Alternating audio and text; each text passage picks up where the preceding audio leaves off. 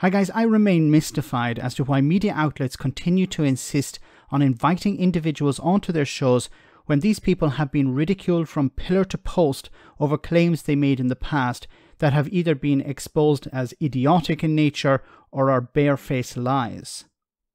Case in point, David Davis. Now on Monday the Prime Minister was speaking at the CBI, where he was challenged by its head Tony Danker to free up immigration because of the problems businesses that he represents are currently facing.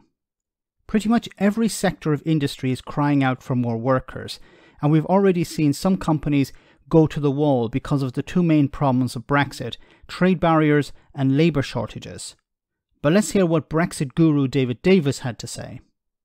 The main political story of the day, Rishi Sunak speaking to the CBI, facing calls for higher migration to help boost the economy. I want to find out what David Davis thinks about that. Conservative MP, former Brexit Secretary. Morning, David. Good morning. Is increasing migration the answer to solving our problems? No, it's not. I mean, in the year up to June, there were 331,000 work permits given out, more than half either for skilled or for social care personnel. It's not about the number that's important, it's whether it fills the gap. If businesses are saying we don't have enough staff, it's irrelevant how many visas you issue. If the businesses don't have the workers. This is the typical response from politicians. When somebody highlights a problem, they give you a number. But they never say if that number is enough, if that number is filling the gap. Obviously it's not. So David Davis can rant and rave about millions of visas being issued, but if businesses can't get the workers they need, there's no point talking about numbers. It's been growing every month since the new system was put in place in 2020. 2020? We're in 2022 now. We're getting close to 2023, and businesses still don't have the workers they need. So there's a problem.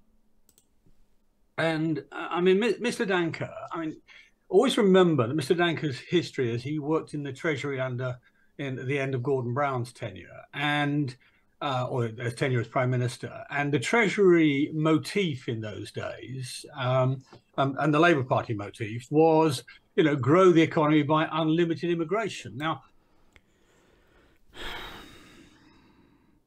so it's blaming the Labour Party now. It's the Labour Party's fault that we're in these issues, in these problems. We're facing these issues.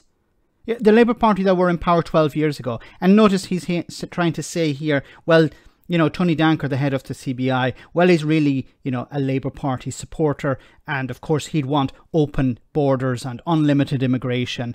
And that's not what Brexiteers and people who voted for Brexit back in 2016 wanted. That's fine. It does make the economy get bigger.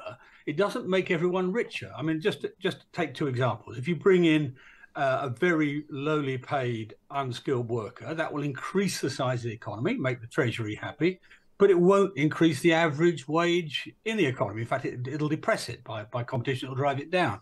If you bring in a very skilled person, a technologist or a scientist or a designer or a very highly paid manager, that will bring the average up. Sorry, what? He's defeated his own argument in the space of a breath. So he said, if you bring in people from abroad, this will suppress wages. But if you bring in people from abroad, this will increase wages. Just depends on the skill level. How the hell does that work? Like, if your argument... Now, I don't believe this argument is true. There's very little evidence to support this belief that... and this is a problem both on the left and on the right when it comes to Brexit. This idea that, you brought people in from abroad and this suppressed wages. There's actually very little evidence to support that. But he's saying the opposite here as well. He's saying, well, if you bring people in, it'll actually increase wages in a particular sector. So which is it? Does it suppress wages or does it increase wages? I don't think David Davis knows. And really, the strategy should be twofold. It should be to try and bring the average up, to stop absolutely sort of screaming shortages in the short term, but to encourage our own industry to train up people. I mean, one of the things Danker said was, "Oh well, the skill balance is wrong." Well, part of the reason for that is that British industry has done completely insufficient training for 30, 40 years. And here we have it, blaming industry. It's always about blaming someone else, never blaming the government, never blaming Brexiteers. The CBI was against Brexit. These CBI said back in 2016, this is going to create problems. And the response from Brexiteers was, Project Fear. Stop scaremongering people. It will be perfectly fine. There are no downsides to Brexit, only considerable upsides. I don't remember who actually said that. Maybe somebody can help me out. The Brexiteers said everything will be fine, and anyone who says otherwise is scaremongering. The CBI says we need workers. We can't get the workers we need. And the response from Brexiteers is, well, that's your fault because you didn't train enough British people in the past. Once again, it's always about shifting responsibility to someone else. We saw it during the pandemic, blaming the public. We're seeing it now when it comes to Brexit, blaming business, blaming immigrants, blaming people coming in. Oh, these people are suppressing wages. And then David Davis, in the same breath, saying, well, they'll actually increase wages at the same time. Well, which is it? And my problem fundamentally with all of this is Times Radio who interviewed him. Why are they interviewing somebody who doesn't know what the hell they're talking about? Why are you interviewing David Davis?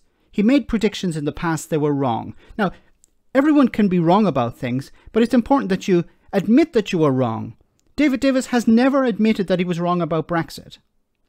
He's never said sorry. He's never gone away for a bit and come back and said, actually, it was a bad idea. No, he still supports it. And he's never challenged on that. Let me know in the comment section, guys, what you think. As always, your comments are greatly appreciated. Thanks a lot.